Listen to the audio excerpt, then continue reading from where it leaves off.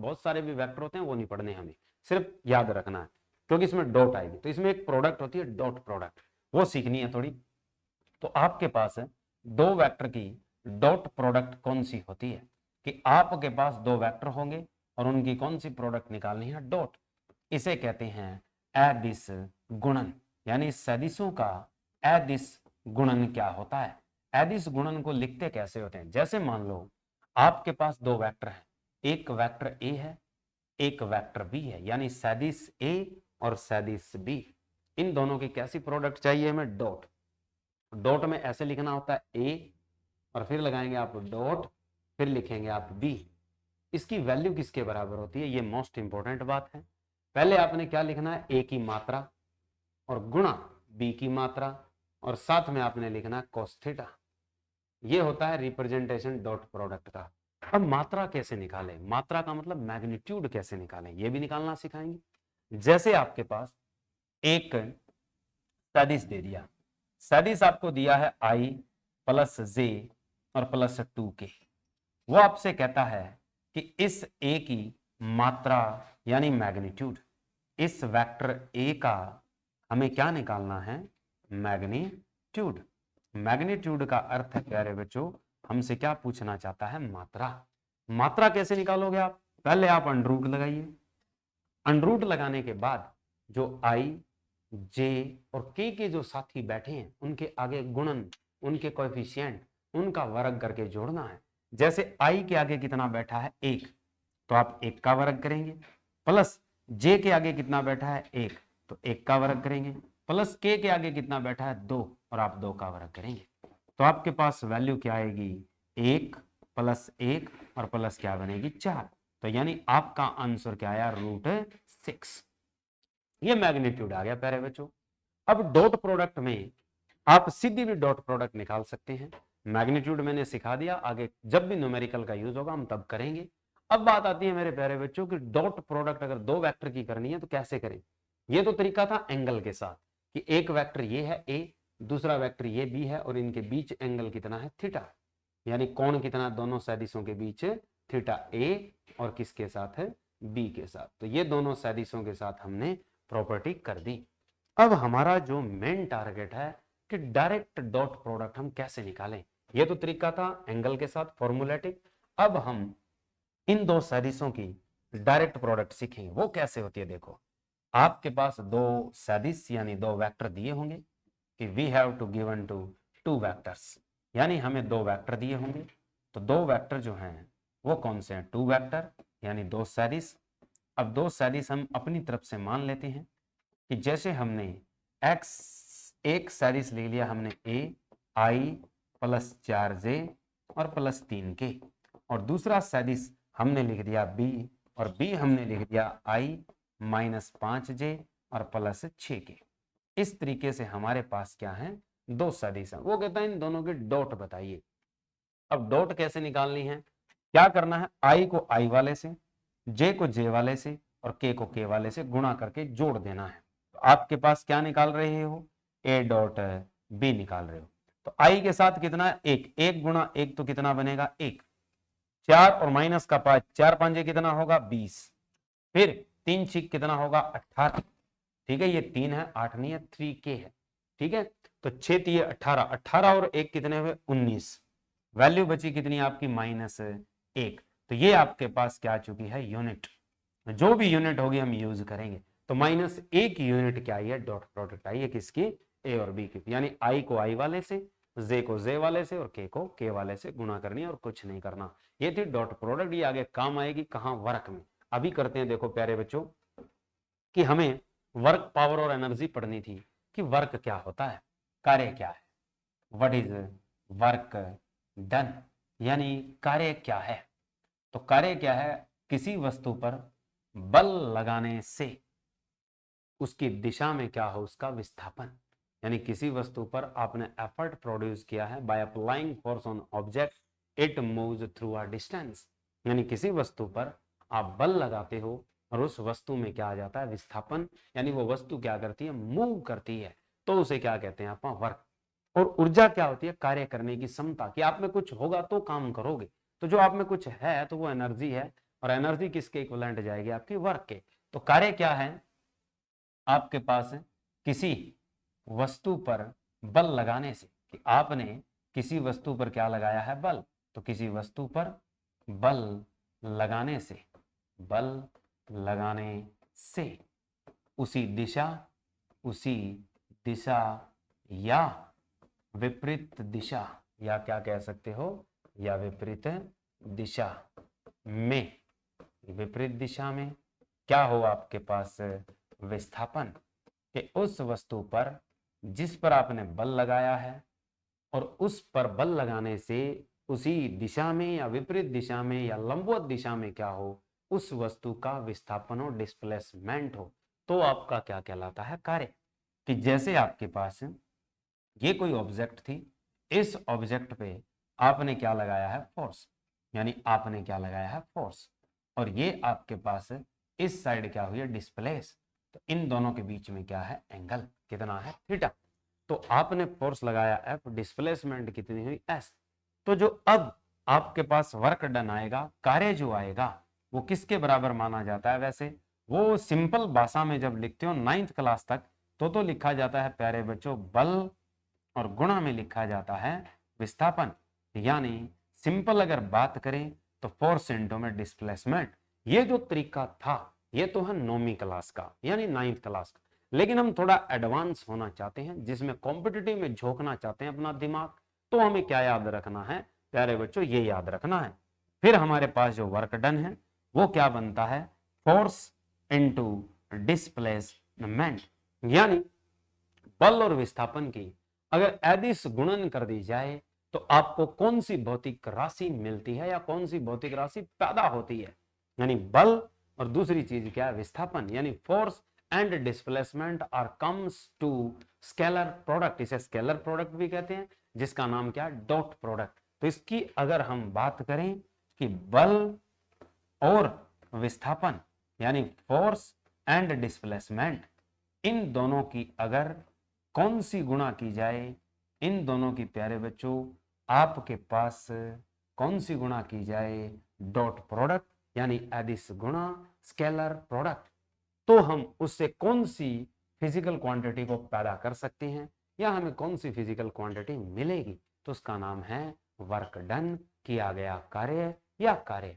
अब इसी के ऊपर फीचर पैदा होता है, जब दो वेक्टर के बीच एंगल आ जाए थीटा तो उसे लिखा कैसे जाएगा। थोड़ी देर पहले आप लिख रहे थे कि ए और बी और दोनों के बीच एंगल कितना था, थीटा।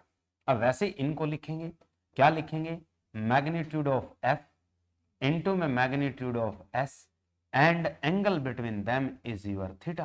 तो क्या लिखेंगे, कॉस थीटा। ये आपके पास अगर क्वेश्चन टैग करता है कि बल और विस्थापन के मध्य कोणीय मान थीटा हो तो कार्य का समीकरण क्या होगा, कि दोनों के बीच कोणीय मान थीटा है तो कार्य का समीकरण क्या बनेगा मेरे प्यारे बच्चों, मैग्नीट्यूड ऑफ एफ यानी एफ की मात्रा गुणा एस यानी विस्थापन डिस्प्लेसमेंट की मात्रा इनटू में कॉस थीटा। ये कब लगाना है, जब दोनों के बीच कोणीय मान कितना है, थीटा है। आगे बात आती है अलग अलग तरीके की। अब वो नंबर 1 कहता है कि मान लीजिए कि इन दोनों के बीच कोणीय मान 0 डिग्री है, कि F तथा S के बीच, F तथा S के बीच जो एंगल है, कोणीय मान कितना लिया है हमने, 0 डिग्री। तो इन दोनों के बीच जो कोणीय मान है प्यारे बच्चों वो कितना है, 0 डिग्री या 0 रेडियन भी कह सकता है, अच्छे से याद रखना कि 0 डिग्री या 0 रेडियन दोनों बातें बोल सकता है। तो दोनों के बीच जो एंगल है वो 0 डिग्री है। या अब 0 डिग्री की बात करता है तो वो दोनों होंगे कैसे, कि जो लगाया गया फोर्स और जो डिस्प्लेसमेंट है वो दोनों एक ही रेखा पर हों। पहला केस क्या बनता है कि दोनों एक ही लाइन पे हों, एक ही रेखा पर हों। एक ही रेखा पर हों तो वो क्या है, कोइंसिडेंट है, यानी they are both situated on a single same line, कि when we applying a force on that object it moving in the same direction to the force, यानी जिस जगह वस्तु पर बल लगाया है और उसी दिशा में क्या वस्तु आपकी सरक ले, कोणीय मान पैदा कितना करे, 0 डिग्री। तो एक रेखा पर हो। दूसरा केस, इसी में क्या बनता है कि F यानी फोर्स एंड डिस्प्लेसमेंट यानी विस्थापन दोनों क्या हो, समांतर, दोनों एक दूसरे के क्या हो, समांतर, यानी दोनों एक दूसरे के साथ क्या होंगे, पैरेलल। तो ये कंडीशन होती है, इन दोनों का अर्थ एक ही है कि दोनों एक लाइन में हैं या दोनों पैरेलल हैं, तो इनके बीच एंगल कितना होगा, 0 डिग्री। तब आपका वर्क डन कितना बनेगा, तो आपके पास कार्य कितना होगा, तो आपका कार्य कितना लिखा जाएगा। तो कार्य आपका होगा प्यारे बच्चों W is equal to F S, और क्या लिखेंगे आप, cos 0 डिग्री। इसकी वैल्यू आपके पास कितनी आएगी, F इंटू में S। ये आपके वर्क डन आ गया। तो आपसे पूछा जाता है कि जब दोनों के बीच कोणीय मान 0 डिग्री हो, या दोनों एक ही रेखा पर जा रहे हो, या दोनों समांतर हो, तब कार्य कैसे लिखा जाता है, तो सीधा बल गुणा में क्या आता है, विस्थापन आता है। अब बात आती है प्यारे बच्चों नेक्स्ट, कि अगर दोनों के बीच एंगल 90 डिग्री हो जाए, लंबवत हो जाए। दूसरा केस क्या उठाते हैं कि दोनों के बीच यानी F तथा S के बीच, यानी जो फोर्स और डिस्प्लेसमेंट है के बीच कोणीय मान, इन दोनों के बीच जो कोणीय मान है, एंगुलर वैल्यू है, वो कितनी हो जाए, वो आपकी 90 डिग्री हो जाए। कोणीय मान आपका 90 डिग्री ऑब्लिक क्या लिख सकते हो, π/2। अब कोणीय मान कितना हो चुका है, 90 डिग्री यानी π/2। इसका अर्थ ये हुआ कि F is perpendicular to S, या आप कह सकते हो कि F and S are perpendicular, कि F एंड S आर कैसे हैं, परपेंडिकुलर। परपेंडिकुलर का अर्थ है कि दोनों लंबवत हैं, दोनों एक दूसरे के लंबवत हैं। इसका हिंदी में मतलब ये है कि दोनों एक दूसरे के कैसे हैं, लंबवत। लंबवत का अर्थ इंग्लिश में लिया जाता है परपेंडिकुलर। परपेंडिकुलर का अर्थ है दोनों के बीच एंगल वैल्यू कितनी है, 90। तभी इसका क्वेश्चन बनता है कि वर्क डन क्या होगा, फिर एग्जांपल भी बताएंगे। अब वर्क डन जो निकालना है, वर्क डन कितना होगा प्यारे बच्चों, Fs और कोस 90 डिग्री यूं लिखा जाएगा। कोस 90 की वैल्यू क्या होती है, 0। आपका वर्क डन कितना आएगा, अब 0। यानी आपका शून्य कार्य कब माना जाता है, कि जब आपका लगाया गया बल और दिशा डिस्प्लेसमेंट की दोनों एक दूसरे के साथ कहां बैठी है, राइट एंगल पे एट 90 डिग्री, उसे हम बोलते हैं परपेंडिकुलर सिचुएशन। यानी वो स्थिति कैसी है, वो परपेंडिकुलर लंबवत वाली स्थिति है। तो उसमें आपने चाहे 1 क्विंटल की बोरी अपने सर पे रख रखी है, इस पे क्वेश्चन आता है कुली का, कि कुली एक भारी सूटकेस को अपने सर पर रखकर प्लेटफॉर्म पर चलता है, तो बताइए उस कुली के द्वारा किया गया कार्य कितना है। तो कुली के चाहे पसीने छूट रहे हो, लेकिन विज्ञान कहती है कि उसने कोई काम नहीं किया। क्यों, क्योंकि कार्य जो लिया जाता है वो Fs और किस में लिया जाता है, कोस। तो जब कुली अपने सर पर सूटकेस रखकर जब चलता है, डिस्प्लेसमेंट करता है, तो उसके लिए वर्क डन 0 क्यों हो जाता है, क्योंकि जो सूटकेस का भार है वो उसके बीचों बीच चलकर किस पोजीशन में आता है, ग्रेविटी के चलते नीचे जाएगा। तो यानी ये तो हुआ वेट, यानी mg, टोटल mg आ गया। तो ये क्या बनती है, फोर्स। तो फोर्स तो आ चुकी है प्यारे बच्चों ये।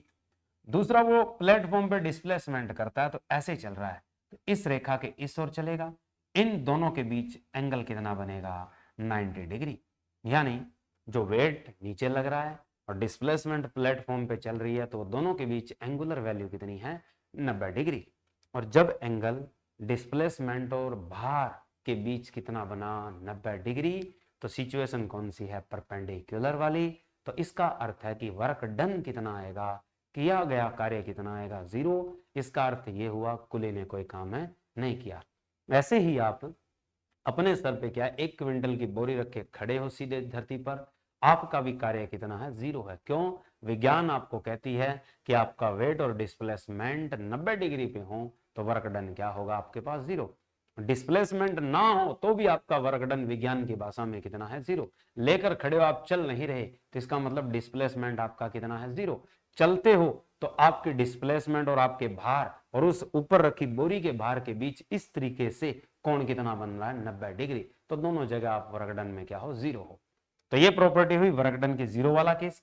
तीसरा जो केस आता है वो आता है प्यारे बच्चों कि बल यानी जो फोर्स आपने लगाया, बल है आपका फोर्स तथा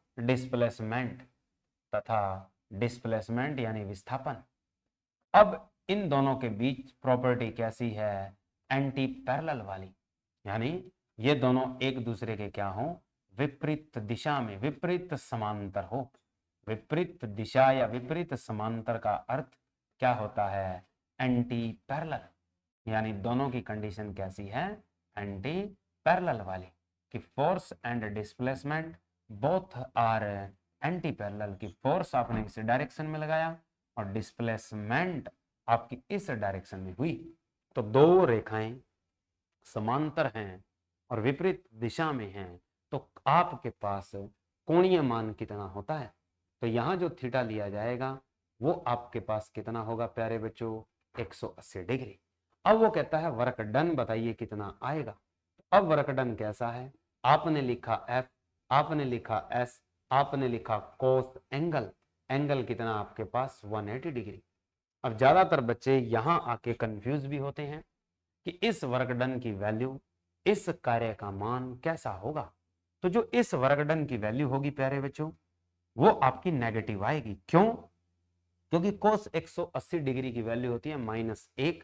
क्यों होती है वो बताएंगे आपको। अब आपके पास जैसे ही आपने कोस 180 डिग्री की वैल्यू रखी, कोस पाई की वैल्यू -1 रखी, तो आपका वर्क डन कैसा आया है, नेगेटिव वर्क डन। तो आपके पास जब फोर्स और डिस्प्लेसमेंट, बल और विस्थापन दोनों एक दूसरे के विपरीत दिशा में, विपरीत समांतर हो, तो वर्क डन कैसा आएगा, आपका नेगेटिव आएगा। तो नेगेटिव वर्क डन की वैल्यू क्यों आई है, क्योंकि वो एक दूसरे के विपरीत दिशा में है, यानी दोनों की दिशा एक दूसरे के उल्टी है। तो यानी ये केस किसका लगा, दिशा का। अब 180 से -1 कैसे आया, तो आप लोगों को पता है प्यारे बच्चों कि कोस अगर मैं लिख दूं 90 डिग्री और प्लस क्या लिख दूं, थीटा, तो 90 प्लस थीटा कोस के लिए आता है। तो 90 इसको बदलता है साइन में, याद रखें कि 90 कोस को किस में बदलेगा, साइन, और पीछे क्या लगाओगे, थीटा। क्वाड्रेंट दूसरा है, 90 से ज्यादा हो गया तो कोस का मान क्या आएगा, 90 से लेकर 180 के 180 तक कोई भी वैल्यू है कोस की, वो सारी क्या आएगी, नेगेटिव आएगी। तो इसकी वैल्यू कितनी आई, -sin थीटा। अब आपने क्या रखा था, यही रखा था, देख लेते हैं, चेक कर लेते हैं -1 कैसे आया। आपके पास है कोस 180, तो उसको आप यूं नहीं लिख सकते 90 प्लस 90, कि 90 प्लस 90 कितना होता है, 180। कोस 180 तैयार है, पहले वाला जो 90 बैठा है वो कोस को किस में लेकर जाएगा, साइन में, और पीछे वाला जो 90 है वो किसका काम करेगा, थीटा का। तो साइन 90 आ गया। अब कोस कौन से क्वाड्रेंट में जा चुका है, दूसरे में, उसके चलते आप क्या लगाएंगे प्यारे बच्चों, माइनस। अब साइन 90 डिग्री कितना होता है, 1, तो वैल्यू कितनी आई आपकी, -1। प्रूफ हो गया हमारा। अब बात करते हैं वर्क डन निकालें कैसे। तो हमने 3 वर्क डन पढ़े हैं कि वर्क डन आपका पॉजिटिव भी हो सकता है, वर्क डन 0 भी हो सकता है, और वर्क डन आपका नेगेटिव भी हो सकता है। अब क्वेश्चन आता है प्यारे बच्चों कि आपको दिया होगा कि किस किस केस में आपको वर्क डन ढूंढना है। वो आपसे कहेगा कि अगर किसी व्यक्ति के द्वारा कार्य शून्य हो रहा है तो आपकी संभावना कैसी है। कि अगर वो क्वेश्चन अराइज करता है कि किसी व्यक्ति के द्वारा, किसी व्यक्ति के द्वारा, कि किसी व्यक्ति के जो द्वारा है वो कार्य शून्य है, तो किसी व्यक्ति द्वारा कार्य कितना आपका शून्य है, तो संभावना कैसी है। तो इसमें संभावना कैसी हो सकती है, तो इसमें आपको वो पॉसिबल प्रोबेबल कंडीशन बताएगा। कि पहली प्रोबेबल कंडीशन लिखता है कि दोनों बल व विस्थापन, दोनों बल व विस्थापन क्या हो सकते हैं, आपके शून्य हो सकते हैं। कि या तो बल शून्य हो सकता है या विस्थापन भी शून्य हो सकता है, कि दोनों बल व विस्थापन कैसे हो सकते हैं, शून्य हो सकते हैं, शून्य हो। दूसरा केस ये बनता है कि दोनों एक दूसरे के लंबवत हों, दोनों एक दूसरे के लंबवत हों, दोनों एक दूसरे के कैसे होंगे, लंबवत, यानी फोर्स और जो डिस्प्लेसमेंट है वो दोनों एक दूसरे के साथ कैसी सिचुएशन में हो सकते हैं, परपेंडिकुलर। दो बातें लिखी हमने कि दोनों बल, या ऐसे लिख सकते हो बल आइदर फोर्स और डिस्प्लेसमेंट भी जीरो, आइदर डिस्प्लेसमेंट और फोर्स भी जीरो। तो वो हमने एक ही बात एक ही लाइन में लिख दिया। दूसरा हमने लिखा है कि दोनों एक दूसरे के क्या हो, लंबवत। तीसरा केस लिख सकता है कि दोनों एक दूसरे के साथ विपरीत दिशा में हो, कि दोनों एक दूसरे के साथ विपरीत दिशा में हो, कि जो बल और विस्थापन जो है वो एक दूसरे के साथ है विपरीत दिशा में हो, विपरीत दिशा में हो। और साथ में ये भी लिखेगा कि F नॉट इक्वल टू 0 और comma S not equal to 0। कहने का अर्थ बल भी 0 नहीं है और विस्थापन भी 0 नहीं है। अब आपको नीचे ऑप्शन बना के देगा कि कौन सा कथन आपका सत्य है, यानी इस बात के लिए कौन सी चीज सत्य होगी। तो ऑप्शन ए बनाएगा कि केवल एक, आपसे कहेगा कि इसमें केवल ऑप्शन जो ए का वो सही है।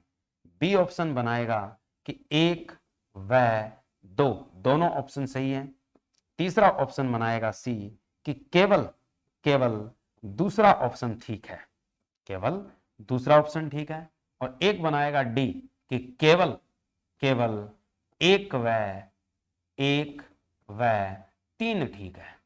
यानी इस तरीके के क्वेश्चन एनडीए, सीडीएस और यूपीएससी में दिए जाते हैं कि किसी व्यक्ति के द्वारा कार्य शून्य है तो संभावना कैसी होगी बल और विस्थापन के लिए, कि आपका बल और विस्थापन दोनों शून्य हो, या आपके पास दोनों एक दूसरे के लंबवत हो, या दोनों एक दूसरे के विपरीत दिशा में हो, तो कौन सी बात सही होगी।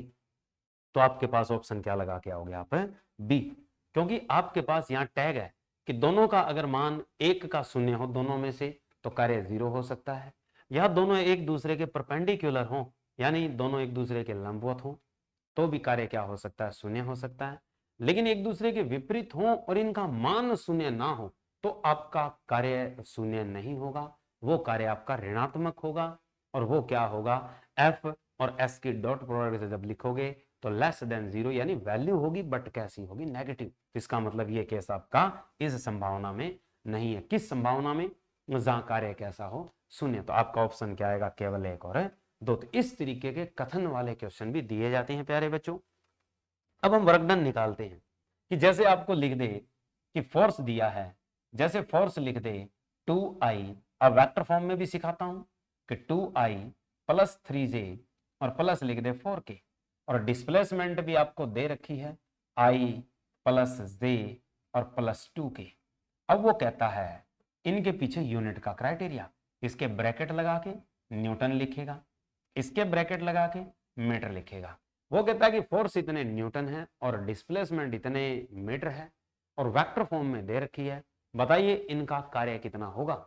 अब पूछता है आपसे वर्क डन, कि इसमें कार्य बताइए, यानी इसमें वर्क डन बताइए। आप जानते हो प्यारे बच्चों कि वर्क डन फोर्स और डिस्प्लेसमेंट यानी बल और विस्थापन की कौन सी गुणा होती है, एडिस। तो आप क्या करेंगे, आप यहां आइए, आई को आई वाले से, जे को जे वाले से और के को के वाले से गुणा करके सीधा जोड़ दीजिए। जब आई को आई वाले से मैंने गुणा किया तो 2 एकम 2 प्लस फिर 3 एकम 3 और प्लस 4 दूनी 8, ये आपके पास वैल्यू आएगी। अब खास तौर पर ध्यान देना है कि इसमें इकाई का रोल बहुत अहम है, कि इकाई हो सकता है वो न्यूटन लिख दे, ऐसे हो सकता है वो न्यूटन पर मीटर लिख दे, हो सकता है इकाई वो न्यूटन पर मीटर स्क्वायर लिख दे, हो सकता है वो इकाई जूल लिख दे, यूं भी हो सकता है। 8 3 11 और 2 क्या है 13, यानी 13 13 और 13 सब 13 13 है। यानी हमारे पास यूनिट चेंज करेगा, अगला वैल्यू तो आप निकाल सकते हो आपने सीखी हो तो, लेकिन फर्क कहां पड़ता है यूनिट का, कि वर्क डन की यूनिट क्या होती है आपकी, जूल। तो ऑप्शन आपका कौन सा है, ये 30। और दूसरी इसकी यूनिट क्या हो सकती है, न्यूटन मीटर हो सकती है। दोनों प्रोडक्ट में है तो दोनों यूनिट किस में मिलेगी, डायरेक्ट प्रोडक्ट में मिलेगी। तो ये क्राइटेरिया था प्यारे बच्चों फोर्स वेक्टर फॉर्म से निकालना। दूसरा अब एंगल से सिखा देते हैं कि मान लीजिए फोर्स आपको दे रखा है 10 न्यूटन, और आपको डिस्प्लेसमेंट जो दे रखी है वो आपको दे रखी है 3 मीटर, यानी फोर्स और डिस्प्लेसमेंट दी हुई है। वो कहता है कि दोनों के बीच एंगल जो है वो π/3 है और π/3 रेडियन है। तो वो कहता है find out the value of work done, कार्य की वैल्यू बताइए, कार्य का मान कितने जूल होगा। ठीक है, तो कार्य जूल में आएगा। अब वर्क डन का यहां फॉर्मूला कौन सा लगेगा, जैसे ही थीटा आ जाए तो आपने क्या लिखना है, एफ एस, और क्या लिखना है, कोस थीटा। थीटा की वैल्यू कितनी है, π/3। एफ कितना है, 10, 10 और 3 की गुणा करोगे और साथ में कोस π/3, कोस π/3 का अर्थ होता है कोस 60 डिग्री, और कोस 60 की वैल्यू कितनी होती है प्यारे बच्चों, 1/2। अब इसको उड़ा दो, 2 पंजे 10 और 5 दिए कितना आया, 15, और पीछे क्या लगा दो, जूल। तो आपके पास जो वर्क डन आया है वो इस एंगुलर वैल्यू के साथ कितना आया है, 15 जूल आया है। तो ये आपके पास क्राइटेरिया था प्यारे बच्चों। जूल मैंने पहले ही बता दिया है, वर्क डन की एसआई सिस्टम में यूनिट क्या होती है। तो एसआई सिस्टम में यूनिट वर्क डन की क्या होती है, जूल होती है। और सीजीएस में वर्क डन और एनर्जी की यूनिट पूछे तो वो कैसी होती है, अर्ग। कैसी होती है, अर्ग। ये हमने पहले पढ़ा है प्यारे बच्चों। ये तो क्राइटेरिया था हमारे वर्क डन का। एक हम नेगेटिव वर्क डन का भी केस उठाते हैं। देखो कि आपको फोर्स दिया होगा कि फोर्स आपको दे देगा 5 न्यूटन, दूसरा आपके पास डिस्प्लेसमेंट दे देगा 2 मीटर। अब कहेगा कि फोर्स और इस डिस्प्लेसमेंट के बीच एंगल जो है वो 3π/4 है।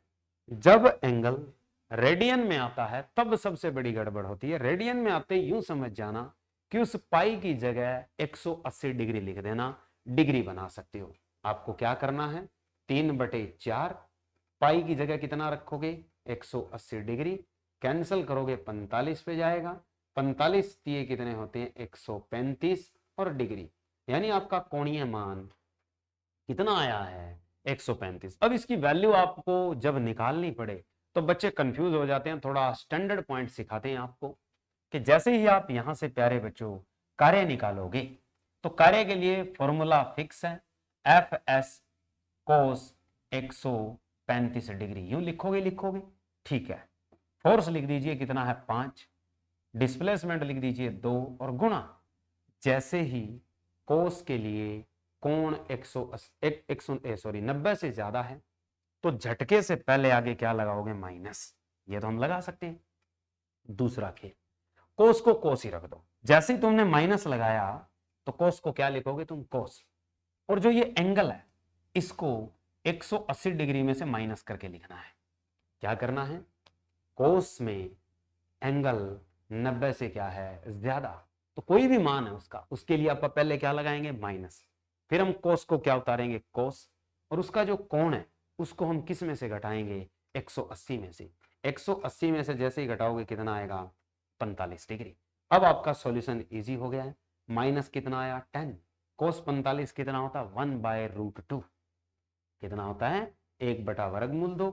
1/√2 जचता नहीं है तो माइनस का 10 और इनटू में क्या लिखो, वर्गमूल 2 ऊपर और नीचे क्या सजा दो, 2। रैशनलाइजेशन किया और कहां जाएगा, पाई पे। वैल्यू क्या आई आपकी, -5√2, और पीछे क्या लगाओ, जूल। नेगेटिव का अर्थ है कि यहां आपका वर्क डन किस डायरेक्शन में हो रहा है, अपोजिट डायरेक्शन में। यानी आपके पास इस तरीके से वर्क डन हो रहा है, यानी आपने फोर्स लगाया है कितना, यहाँ पे 5 न्यूटन, और डिस्प्लेसमेंट किस डायरेक्शन में हो रही है, इस डायरेक्शन में, यानी दोनों के बीच एंगल जो बन रहा है वो कितना बन रहा है, 135 डिग्री। ये डायरेक्शन किसकी है, डिस्प्लेसमेंट, और कितनी डिस्प्लेसमेंट हुई है, 2 मीटर। तो इस तरीके से एंगुलर सेक्शन लगा हुआ है। इसमें वर्क डन कितना है, -5√2 जूल। तो ये प्रॉपर्टी थी प्यारे बच्चों हमारे पास टोटल वर्क डन की, जिसमें हमने सारी वैल्यू पढ़ दी है। कुछ न्यूमेरिकल और भी है वो करवाएंगे। कल बचा है हमारा सिर्फ पावर और एनर्जी। कल ये टॉपिक क्या हो जाएगा हमारा कंप्लीट, यानी दूसरी यूनिट चल रही है अब हमारी, work power and energy. Gravitation complete हो चुकी है। वर्क पावर और एनर्जी में हमने वर्क लगभग पूरा कर दिया है। कल हम एनर्जी और क्या पढ़ेंगे, पावर। तो आज के लिए प्यारे बच्चों इतना ही। जय हिंद, जय भारत।